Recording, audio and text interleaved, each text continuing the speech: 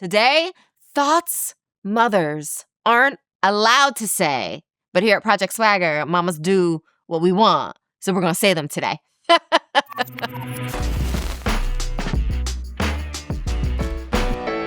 I'm Robin Arson, and this is Motherhood, the remix. All right, y'all, here we go. I'm a little nervous about this one, but my confessions as an ambitious mother. I love my kids, but I do not want to go to another kid's birthday party. I don't want to. Thankfully, my husband takes one for the team here, and he's on team birthday. But even as it relates to our weekend schedule, as a working mom, a lot of the times on the weekends are when I'm going to spend quality time with my kids, especially as they're in school and they have lives of their own. During the work week, I don't necessarily want to spend all Saturday and all Sunday at 3 different birthday parties. And I felt it alarming, actually, when my husband shared, that it's kind of an expectation that you're going to be spending, noon, 3, 5 p.m. all weekend, running around the whole city, traveling to, 3 and 4 and 5 and 6-year-old birthday parties. And I get these are meaningful moments for the kids, but I don't think it should come at the expense of the sanity and the sanctity of what I'm trying to do with my family. So I think that there's a natural tension there, especially as I have little kids and I know they're going to form their own independent relationships and stuff, and their social lives are going to be increasingly important. But ain't going to be me on the endless birthday party circuit. It's just not. Let's talk about slime. Babe, the slime. It's been on my walls. It's been on my sheets. It's been on my cashmere sweater. I even tried to tamp out the slime excitement by taking them to a museum devoted to slime. I said, get it all out here where people are paid to deal with it. I'm not excited about slime and I don't want it in my house. And that's it. That's the hot take there. It's a no slime zone at my crib. And period. They're not going to have core memories around slime, and I'm okay with that. I didn't. I ate Play-Doh. That was my slime experience, and we survived. I also think we have too much pressure to perform enthusiasm. We're not meant to, 24 hours a day, 7 days a week, be maximally excited about every little thing. And I want to play a voicemail I got from a Project Swagger mama here because I think it speaks to these ideas. This is from Lauren from Las Vegas. I was just listening to the Confessions of an Ambitious Mother episode. It's so important that we're teaching our kids resilience. But as I was listening, to be honest, I'm thinking about lately how often they see me just lay on the couch when I get home from work. I'm a teacher, I'm a mom, I'm trying to do it all. And I'm just really tired. And it really made me think about what are they watching me do. And lately, they're seeing me really tired. Girl, the way I think that is A-okay. I think that we have to humanize motherhood a little bit. I don't think our kids need to see every flaw, they're not there to manage our feelings, obviously. We got to handle that on our own. But I think it's okay to show that this is a human experience and that we work hard and that we're physically and mentally tired and that sometimes we need a break. I remember the first time that my kids saw me take a nap. They thought I was the way Atlas ran through the house being like, Mama, Athena started crying because they just thought she's not going to be okay. And of course, Drew handled it, and let me take my nap. Thank God, he's so great. But I also had to explain to them mommy needs rest too. It's okay. I love calling mothers superheroes, and I do think mothers are superheroes, but sometimes you don't want to be a superhero. Some days you just don't want to do it. Some days I don't want to be a superhero. Just because I am strong doesn't mean I want to carry all that stuff all the time. Sometimes I want someone to carry my bags, even if I could deadlift them. You know what I mean?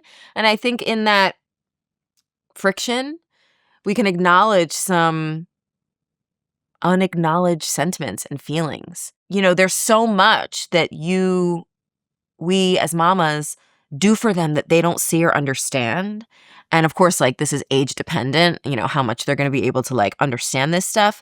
But I think for, the older they get, the more that they can understand the parts of the pieces of the puzzle that we're putting together for our families, the ways that we are the heartbeat, and how are we maintaining our mental and physical health in order for that heartbeat to be sustainable over long periods of time, and then to show up for their big moments and their games and the plays and of course we want to be there, like, as they become even more creators and independent little people in their own worlds.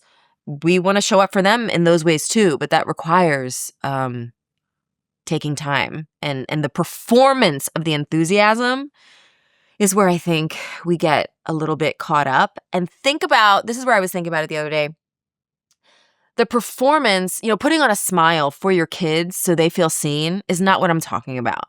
I'm talking about the performance of the enthusiasm for social media, for the Pinterest board, for the moms group, for the drop off. And that is where I think the pressure of the performance that's where I think like things start to crack. At least they do for me. I'm going to try to maintain my energy to like be present and joyful and enthusiastic for my kids and their wins and the little piece of art, that they bring home. I want to be able to smile at that and be like, oh my gosh, you made it. It's a scribble, but it's a very important scribble to them. That enthusiasm I want to maintain, but all that other noise and posturing, I think we can do a lot less of that and save our energy. I also think the advice of cherish every moment can sometimes be harmful, because I think it creates this impression that you're not allowed to feel exhausted, that you're not allowed to feel like things aren't going as planned. I'll share my most recent Mother's Day was actually a really hard day for Drew and I. For some reason, my kids chose that 24-hour period to throw a little baby rave at 2:00 in the morning. My husband and I haven't been more tired since my kids were infants. And we just looked at each other that morning and I was like, listen, pause the gifts. We usually do like all of our family, like birthdays and Mother's Days and Father's Day and all that stuff in the morning. We're like a 7 a.m., put on the music, let's eat cake for breakfast kind of house. And I was just like, I don't have it in me to perform this moment. I don't have it. I was like tapping out. And I felt super guilty about that. Drew worked so hard. My kids were so excited about the things that they gave. And I was like, I just don't have the capacity to really meet this moment with the gratitude that I know I should, because I'm never going to be able to get this moment back. And intellectually, I know that. But I was so physically drained and emotionally just like, on edge, that we did it in the afternoon. And that the cherish every moment piece of me, if that were like leading, I would have forced it. And I would have felt even less grateful than I was already feeling bad about feeling. And none of that was helpful. And none of that allowed me to be present. So what I did do is I went and I did my workout, and it wasn't a perfect workout. I was actually super tired. Like the halfway through the workout, I was like, what am I even doing? But I got through the workout. I did feel a little bit better after that. I was able to shower. I was able to eat. We spent some time with my family. And mind you, we had car ride all the way to Philly and back. So it was just a lot. It was a lot for the day. And I think these big family moments often have so much packed into them that the cherish every moment is so much pressure, because it's like everything has to be a core memory. It needs to look beautiful and feel beautiful and be photographed beautifully. And did you get the video? Because I got to post a video on Facebook and Instagram, and it's a lot. And I just really removed myself from that for a few hours that morning. And I said, we can still do Mother's Day at 4 p.m. And it was great. It actually ended up being great. The end of the day ended up being beautiful.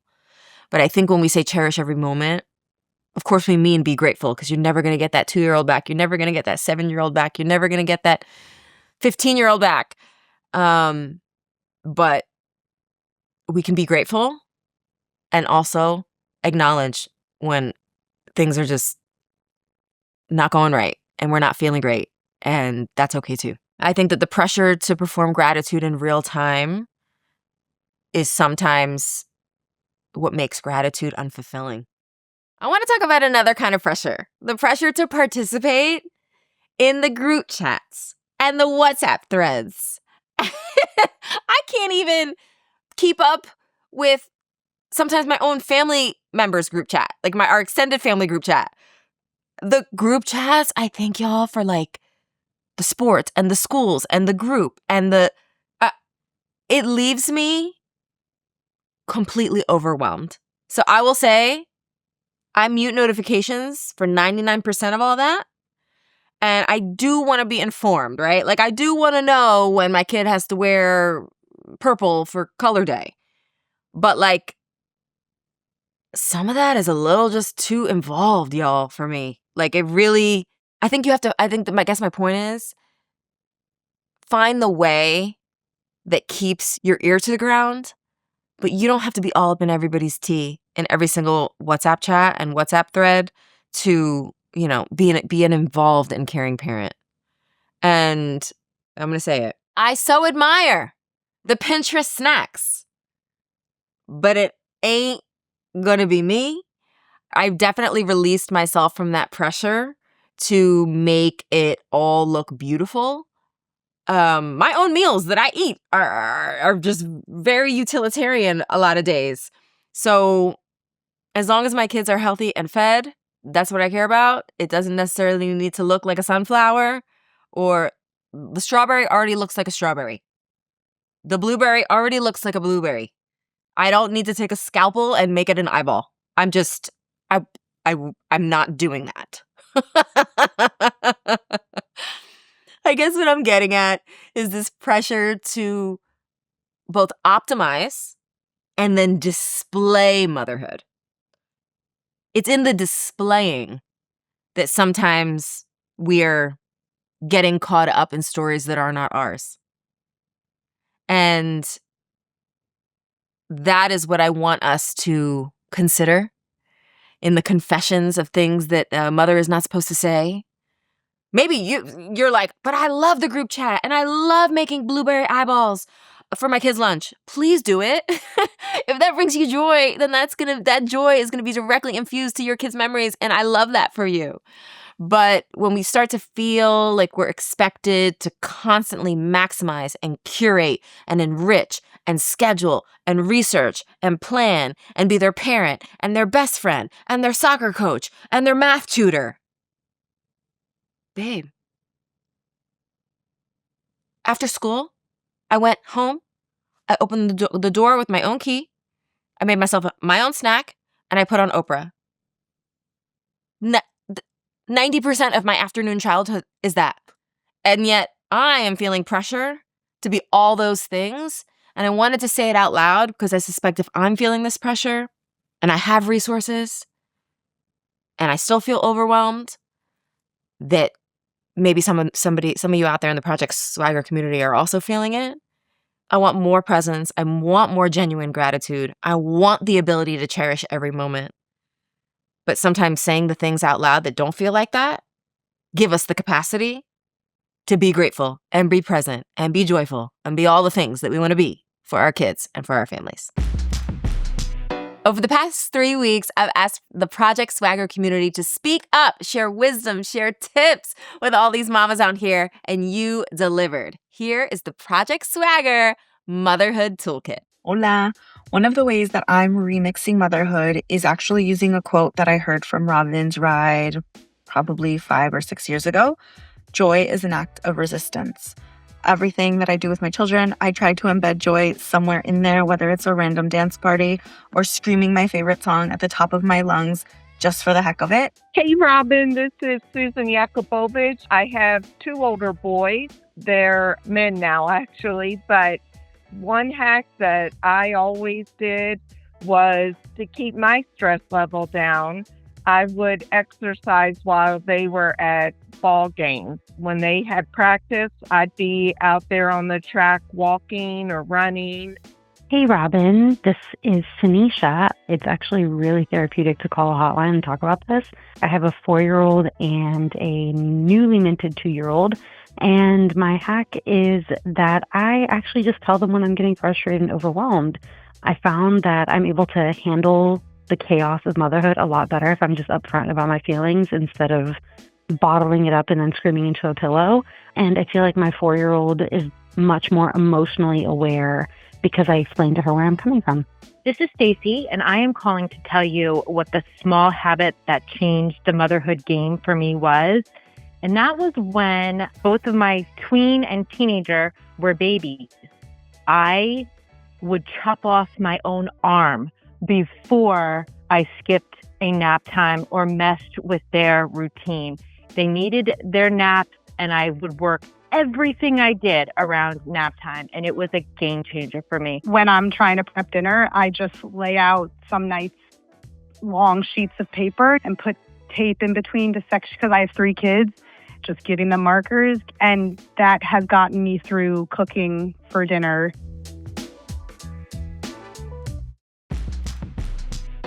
I wanted to end the Project Swagger Motherhood the Remix series talking about my own mama. She is an exclamation point of a human, a Cuban refugee. I've spoken about her a lot in my classes, in my books, on social media. She is a central figure to my life. And I have learned, obviously when you become a parent, you have a much different perspective, for better or for worse, on your own upbringing and your own parents. And there are a lot of ways that you can consider doing things differently. There are some things that I'm probably going to plan to do differently. But there's so much that she sacrificed and did right. And seeing my mom as a working doctor, she was an attending doctor in Philadelphia for over 40 years. She just retired a few years ago. And I know that I have this memory of my mom making dinner at 7 a.m. because I was a latchkey kid. I would get home off the bus after school and hang out with Oprah and some snacks. But my mom would have dinner on the table that she woke up to make before having a full day as a doctor to then race home and make it just in time for dinner. That blows my mind. And how many times did she do that? Thousands? I have always been proud of who my mom is as a resilient person, as a Cuban refugee, as a proud Latina, as a doctor. Those pieces of her bio, you could read that bio and be like, wow, she's a baddie. But I think as a mom, I learned her ability to stand in her power, to be quirky, to stay weird. That was the number one advice she gave me was to stay weird. And I think that allowed me to leverage my difference and create this set is probably directly related to that advice. She doesn't take herself too seriously. And I think in this age of optimizing and being precise and part of I think she could have been more precise and more, maybe a little more optimized when we were growing up. But my tendency to always be planning for the next thing is really counterbalanced by her ability to just drop in and focus and be so present and so herself and sitting on the ground with my kids and just being the best abuela. And so from her, I've learned that you don't actually have to relinquish who you are to be an amazing parent. And what I remember from growing up with my mom, definitely peaks and valleys, definitely had some valleys. But she asked me the other day whether I remembered that she wasn't at the teddy bear picnic in elementary school. Randomly, she asked me this, and I was like, no, I didn't. So apparently nobody could come. And I was placed with another family for the teddy bear picnic. And I think this whole time, all these decades later, she was thinking I screwed up my girl because I wasn't at the teddy bear picnic. And I think like we all have these memories, at least as parents, like we have this memory of, oh, that one misstep, or I didn't make that game, or I didn't do that thing. Is that like really going to screw up my kid? And she asked me about that the other day, and I was like, no, Mom, like I was so proud to be your daughter that I like called the bear from the teddy bear picnic. I remember calling it Dr. Bear. Like I was like, oh, this bear is a doctor, and this bear has patience. And like in my mind, as a kid, I told myself a different story around that experience. And I guess it's just a reminder to the mamas out there, like you're doing an amazing job. One day, your grown kid will very likely be telling a story that you did it your own way. You did it the best you could. So thanks, Mom. That's it for Project Swagger. For even more actionable takeaways, follow Project Swagger on Instagram and TikTok at Project Swagger.